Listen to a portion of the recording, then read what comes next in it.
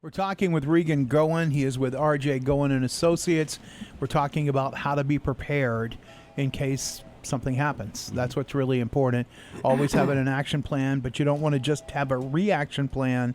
You want to have a prevention plan. Regan, tell us about yourself and tell us about your company. Yeah, so Little closer to the mic. a proud Maine native. Yeah. Uh-oh. Yeah. You've already one up me. Yeah. I've only lived here 39 years. Although part of my family has moved to Florida.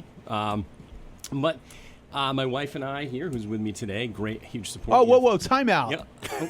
Whoa, time out. She called me and she preyed upon my affection for Larry and Patty Caruso, but she never said she was married to you. Uh-huh. Well. Doesn't the plot thicken? I'm just kidding. Love Larry. He unfortunately passed away a few years ago. He was well known to the show, and Patty as well. So I'm glad you hooked us up, but I didn't realize you were married.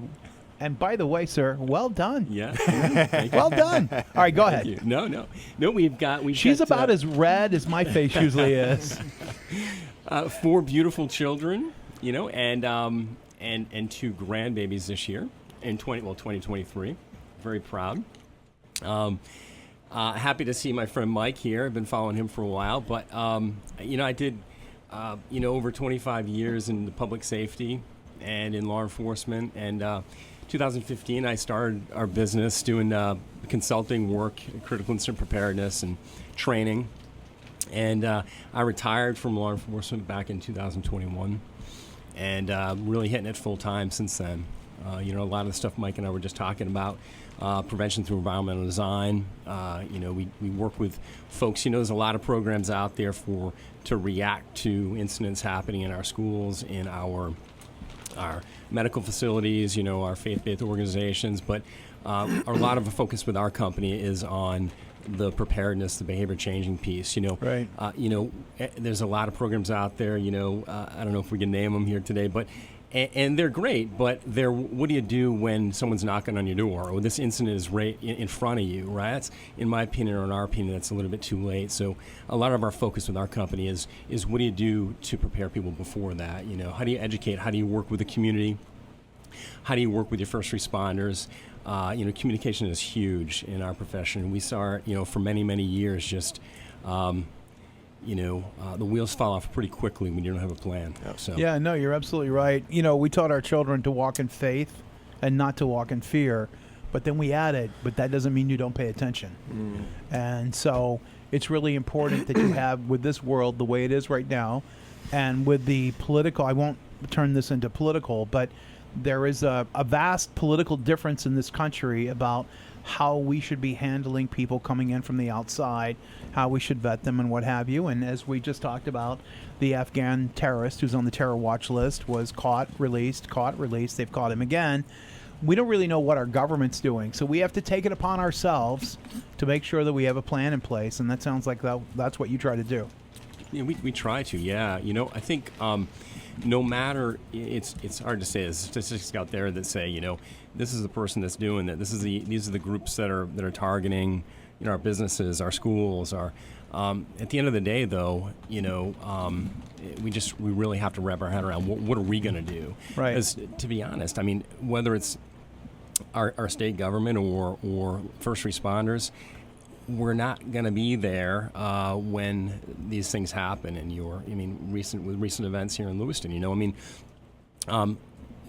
our resources are depleted when it comes to our first responders, our EMS personnel, and our law enforcement. So, wrapping your head around, what are you going to do with what you have where you are? You made such a great point about Lewiston. The first people that got there were some off-duty law enforcement officials who were at the firing range, and they heard shots, and they came running. They were there in less than 2 minutes. But unfortunately, by the time they got there, everybody was dead. The people that are dead were already dead. There was nothing they could have done about it. And so that is the point. As quickly as they got there, and these guys took off running when they heard those shots because they were fairly close by, by the time they got there, less than 2 minutes, they were already dead. So we do have to have our own plans here. Facilities have to have their plans. We as individuals have to be thinking about this, because much as this is a beautiful world that God gave us, it's also a very dangerous world. It is. Absolutely. Regan, you're doing a great work because you're 100% right. We can mitigate a lot of these dangerous situations by just understanding our environment and preparing for things like that, right? So what you're talking about, we have two types of things that will get us into trouble, right? Natural hazardous things like weather and earthquakes and things like that we should always plan for and prepare for. Maybe not earthquakes in Maine, but we have natural disasters here, and man-made caused disasters or emergencies, whether it be an active shooter or fire or some sort of something that's caused by a human. But you delineate and you prepare for those different situations. And that's what your company does. And I see that because that's all I've been preaching my whole life is prepare, because you just don't know.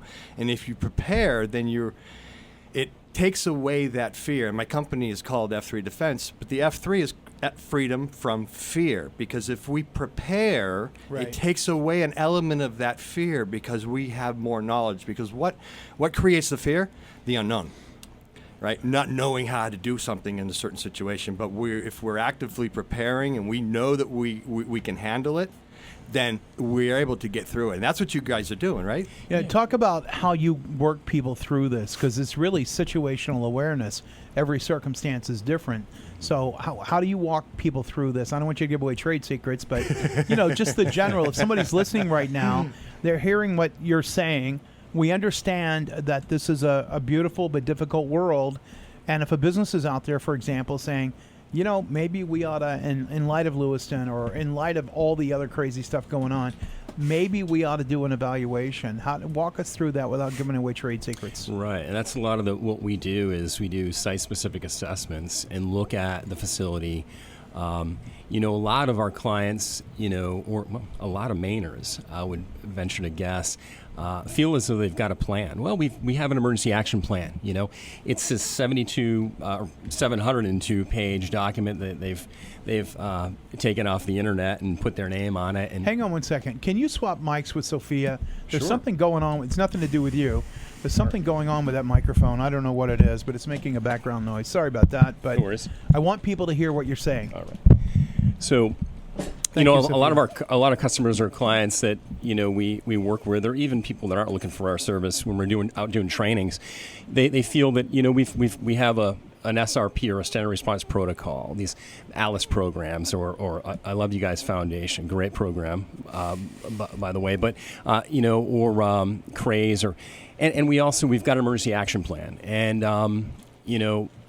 but the problem is a lot of those plans are just they print it off the internet, they put their name on it, and they put it in a file, and they're not. I don't mean to interrupt you, but isn't one of the problems is that they have an action plan for something happens, but they don't have a prevention plan? That's right, Ray. Absolutely. And that's a lot of the stuff, like I said earlier, a lot of these programs that are in place, the response, the reaction to if someone's on our doorstep and the incident is right in front of us, how are we going to respond? The problem with that is if we're not training and communicating with our staff what you expect from them on a regular basis, the wheels are going to fall off pretty quickly because it's not in their wheelhouse. They don't know when you're talking about the run, hide, fight concepts or sheltering in place or evacuating. Let's talk about schools, for example. These teachers are there to teach, right? To provide an education to our children. They're not security professionals. Mm-hmm. Unfortunately, a lot of times we're pushing responsibilities to our IT directors to purchase the right security software, to people on our staff at the hospital or wherever it may be, or in our small businesses that are. That really it's not their profession or not their background to know about security and safety, but you're tasking them with that plus 62 other things. So a lot of times things don't get done. So bringing in a consultant like our team and saying, hey, listen, this is how you can kind of do things better. Behavior changing is a lot of the stuff we look at. How are you doing it now and how can you do it better? Not with spending millions of dollars, but just changing the way you're doing business. That's what we pride ourselves on. A lot of our message that we're sending is on, policy change, on managing visitors, documenting people coming and going, those kind of things. I know after Lewiston, Mike, we were at Kenny Chinket's that night up at Eric's church, and so I went to Kenny and said, because I guess the shooting started at 6:57. I got an alert at 7:03. I went to Kenny and told him what was going on, and he said, "What should I do?" I said, "Well, if I were you, we don't know what's going on. There's so much information flowing, and we don't know what's accurate and not. I would close down for the night," which he did. And then you went in and did an assessment of vulnerability for Kenny, which is very different than having a reaction plan to something happening. Right. You got to know where your vulnerability areas are. You know, when we do a walkthrough like that, we're looking at, visibility. Do we have good sight lines? Are we able to see? Is there a territoriality aspect to it? Right? Are there areas that's open up? So there's a whole bunch of things that me and you can walk through, and it takes us like 5 minutes to say, oh, that's bad, that's bad, that's bad. Right. But it's easy for us, and it's something that doesn't cost the individual. I mean, these are changes that you can do without exorbitant costs, right? These little things that you guys are doing in your companies, you're going in there and you're telling, hey, and the same thing I do. These are the changes you should make, because I'm checking these lists off, I'm checking this off, and you're looking through a structure, right? You're showing them where their vulnerabilities are, and they can change them or not change them. But it's simple. It doesn't cost a lot of money. I mean, I think the most of the money is going to be in, like surveillance, like video surveillances and things like that. Most of the stuff is as easy as cutting down your trees or cutting your limbs and making sure that people can see you and you can be seen. I mean, that's the whole concept of SEPTED, is see and be seen, right? Absolutely. Hey, Dylan Knight, if you're listening right now, Mike Mercer says you should cut down all of that shrubbery in front of my glass window. Well, you should cut shrubberies, right? Shrubbery, like the Monty Python. Give me a shrubbery. So the shrubbery should be trimmed. You haven't seen that one, have you? No, you don't like that. So shrubbery should be trimmed down. Dee doesn't understand silly humor. They shouldn't grow. She doesn't know what the silly walk is.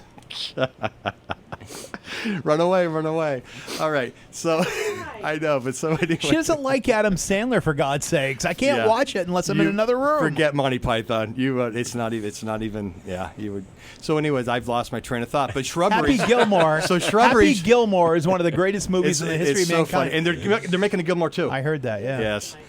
So shrubbery, you should trim shrubberies down to 3 feet, right? They shouldn't be any higher than 2.5, 3 feet, right? Because people can hide behind them. So Dylan Knight, are you listening to this right now? I know Graham Hill condos. And trees, there's a thing for trees. Cut them down. Cut them down. Trees shouldn't be any. You should trim your trees to 6 feet so people can't hide there too. Yeah. So.